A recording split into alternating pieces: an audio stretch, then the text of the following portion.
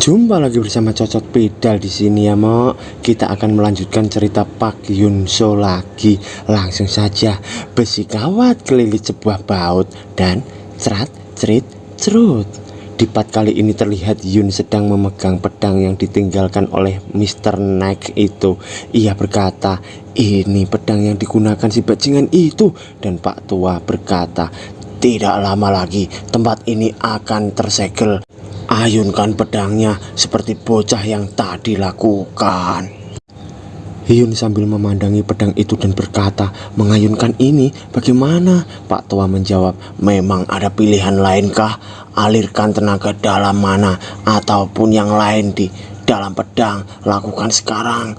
Lalu notif pun muncul, listening to instruction aktif. Hyun mengangkat pedangnya dan pedang itu terlihat membara. Lalu Hyun berkata, "Kalau begitu akan kumulai dengan mengalirkan tenaga dalam." Setelah itu Hyun menebas menyilang. Lalu Hyun terdiam dan memandangi pedang itu bergumam, "Tenaga dalam tidak bisa. Akan ku coba menggunakan mana kalau begitu." Dan terlihat pedang pun dialiri mana dan ada cahaya biru keluar. Tapi tiba-tiba air dari depan menerjang seperti ombak dan menghantam Hyun hingga hampir terjatuh. Tapi untung saja dia masih bisa menggapai dinding tembok di sana. Dari atas Pak Tua memandangi Hyun dan ia berkata, "Orang yang menjadi muridku terhempas karena air. Kita kehabisan waktu di sini." Lalu Hyun mengaliri energi ke dalam pedang itu dan ia mencoba menebas menyilang lagi. Lalu terlihat cahaya dan Hyun kaget berkata, "Muncul portal." Terlihat portal di bawah Hyun. Akibat tebasan pedang itu pun muncul. Lalu Hyun melompat ke sana dan Hyun terjatuh di tanah. Lalu ia memandangi sekitar dan ia berkata, "Tempat ini terlihat seperti gurun pas pertama kali memasuki portal." Dan Pak Tua berkata, "Bukankah itu tempat yang barusan?" Lalu terlihat menara Raja Tengkorak sudah dihantam oleh air yang besar dan menara itu pun hampir rubuh. Sambil Hyun memandangi itu, ia berkata, "Master Pak Tua, airnya." Pak Tua berkata, "Iya, kelihatannya itu sudah bersatu dengan tempat si wanita gahar itu bertarung." Lalu Hyun bengong dan bertanya-tanya. Hyun lalu terkejut berkata, "Itu berarti Guild Master ada di sana." Lalu Hyun menebaskan pedangnya lagi sambil berkata, "Kita harus kembali ke sana." Dan kita beralih ke rumah besar dan di sana ada portal di atap tempat itu. Di sana ternyata ada dua manusia laknat, yaitu Mr. Naik dan gadis itu. Tiba-tiba Mr. Naik terjatuh dan si gadis khawatir berkata, "Naik him." Mr. Naik berkata, "Tidak apa," sambil memegang perutnya yang terluka akibat tebasan skill Hyun tadi. Gadis itu bergumam, "Dia tidak berubah meski terluka separah itu. Apa ini berarti janjinya pada King sangatlah penting? Bukan, King itu sosok yang sudah melampaui rasa kagum dan takut. Tidak ada yang berani menentangnya." Terlihat wajah serigala atau apalah itu. Dan lalu Mr. Naik berbaring di tempat tidur dan terlihat dua orang di sana membawa perban dan merawat luka Mr. Naik. Mereka berkata, "Mari mulai pengobatannya. Kamu akan sehat kembali besok." Mr. Naik berpikir, sungguh disayangkan Sorcerer King menghilang. Tapi kalau terjadi break pada portal yang tumpang tindih, maka itu sesuatu yang sangat luar biasa. Sayang sekali aku tidak punya kesempatan melawannya lagi. Bagaimana dia bisa mempunyai kekuatan jauh melampaui data kami? Pelayan menjawab, "Tidak, tapi Rocknim." Mr. Naik berkata, "Rock? Dia kenapa?" Dan pelayan terdiam lalu ia berkata, "Maaf memberitahumu ini, tapi kalau rencananya kacau, katanya kau akan dijatuhi hukuman mati." Dan Mr. Naik terkejut karena omongan pelayan itu. Lalu ia marah dan meremas gelas sampai pecah dan ia berkata, "Bajingan tengik. Berani sekali dia bicara seperti itu padaku." Ternyata ada sosok di belakang Mr. Naik yang ditakuti olehnya, yaitu King dan Rock. Dan di dalam kemarahannya ia didatangi oleh gadis itu dan berkata, "Iya, Naik him." Mr. Naik berkata, "Sekarang sudah waktunya. Ku yakin semua orang mulai gelisah tentang fragmen." Dan gadis itu berkata lagi, "Maksudmu itu saatnya mencari itu ya?" Mr. Knight memakai jubahnya dan berkata, "Tidak masalah meski kita melakukannya setelah portal impact, tapi akan kutemukan dulu itu untuk membuat Rock bersujud pada aku." Lalu ia pergi berkata, "Suruh Pound untuk melakukannya, cari singularity." Dan kita beralih di kastil yang terendam air tadi. Suasana di sana mirip seperti tsunami dan nampak menara jam yang retak-retak hampir rubuh tadi. Di sana ada seorang wanita, ia berkata, "Menonton pertarungan itu benar-benar paling menyenangkan. Pak Yun So juga sangat kuat. Naik idiot. Tidak disangka dia melewatkan singularity yang sudah di depannya. By the way, singularity artinya keganjilan ya, Mo." Gadis itu berkata lagi, bahkan dia tidak menyadari itu dan masih berusaha keras mencari singularity. "Mungkin kamu yakin kalau rencananya berjalan lancar, tapi ku ingin melihatmu hancur. Kenapa kamu?" Sambil memandangi sekitar, lalu ia tersenyum-senyum sendiri dan sambil bergembira ia berkata, "Karena menurutmu itu akan jauh lebih baik. Hekekekek." Lalu datang seorang berjas hitam menemui ia berkata, "Bishop Nim, kami menemukannya." Gadis itu kita panggil Bishop ya, Mo. Bishop berkata, "Astaga, kamu membuatku menunggu terlalu lama."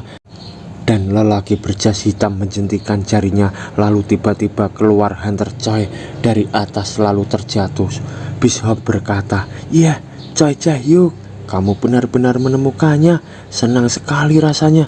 Pria berjas berkata, "Tapi dia sudah mati." Bishop berkata, "Aku bahkan memberinya gelang.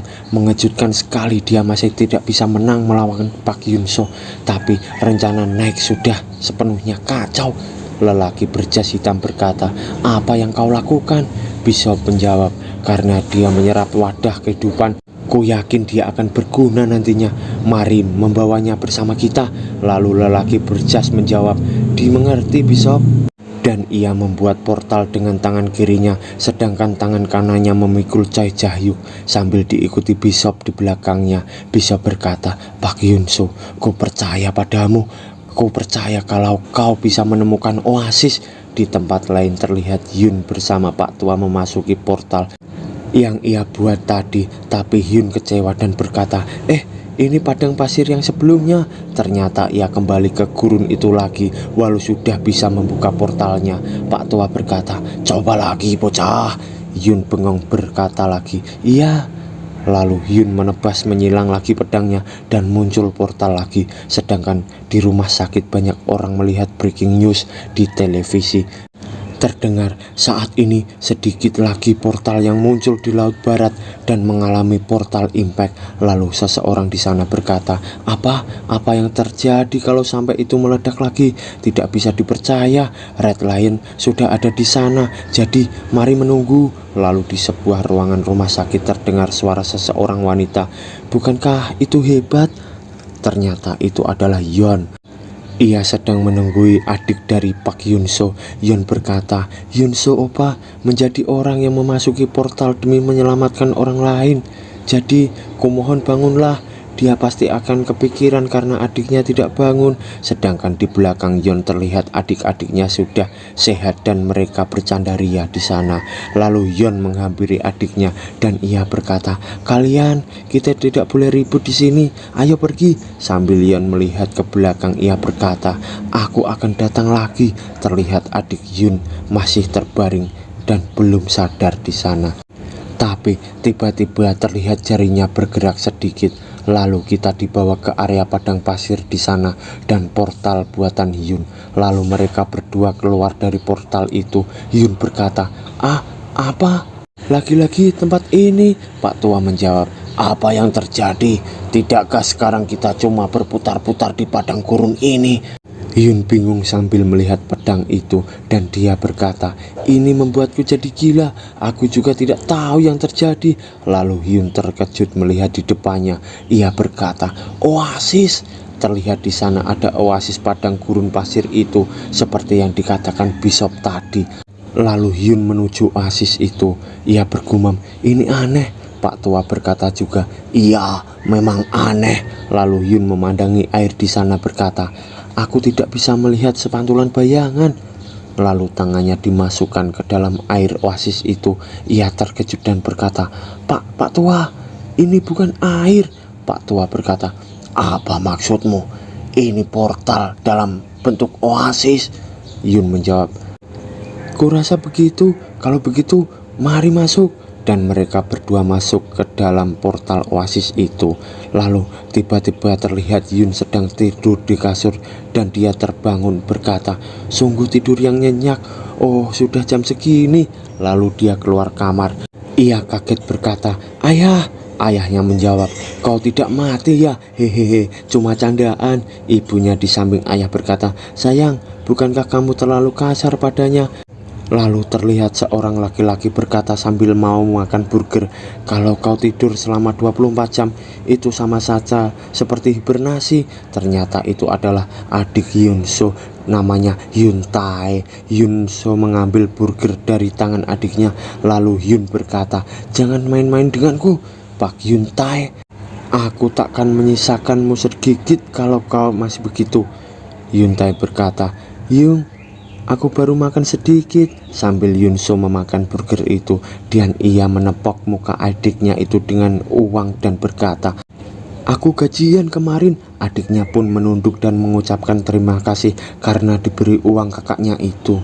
Yun pun berkata pada kedua orang tuanya, "Ibu, ayah, kalian mau makan apa?" Ayahnya berkata, "Apa kau mau mentraktir kami makan makanan yang enak?" Lalu terlihat mobil sedang berjalan. Ternyata itu ibu dan ayah beserta Yun dan adiknya. Yun berkata, "Macetnya benar-benar parah hari ini." Dan ibunya berkata, "Ini jarang terjadi di saat seperti ini." Ayahnya pun berkata, "Mungkin lewat jalan lain itu lebih baik meski harus sedikit memutar." Dan terlihat jalan lain tidak macet. Dan Yun berkata, "Oh, benar-benar tidak macet di sini." Ayah menyetir pun berkata, "Pengemudi handal, tak perlu mendengarkan sistem navigasi." Yun Tae memandangi sesuatu dari dalam mobil, dan terlihat di atas gedung ada sinar yang terang. Dan Yun berkata, Apa itu? Petirkah?" Lalu terjadi retakan di bawah mobil mereka, dan keluar monster yang besar di samping mobil Yun. Lalu ayahnya berteriak karena kehilangan kendali dan terjatuh. Lalu terlihat alat ukur detak jantung di sana. Seseorang membuka matanya. Ternyata itu adalah Yun yang sedang dirawat di rumah sakit. Perawat berkata, "Dokter, Pak Yunso sudah bangun." Yun berkata, Apa yang terjadi? Mana keluargaku?" Sambil mencari-cari ayah dan adik beserta ibunya. Lalu terlihat di sana foto kedua orang tuanya. Yun memandangi foto itu sambil menangis, dan Yun menangis sejadi-jadinya karena kehilangan kedua orang tua yang ia cintai. Sedangkan ia menunduk di lantai. Ia kaget karena terdengar suara, "Yunso, kuatkan dirimu." Lalu tiba-tiba Yun kaget sambil menangis berkata, "Apa?" Ia menangis bertanya pada Pak Tua Master, "Apa yang terjadi?" Pak Tua menjawab, "Kau tidak bangun-bangun, jadi kugunakan cara kasar." Terlihat Pak Tua menepuk tubuh Yun dengan keras tadi. Lalu tiba-tiba terdengar suara dari belakang berkata, "Faktor yang mengejutkan, tidak disangka makhluk transcendental yang menjadi faktor mengejutkan kali ini."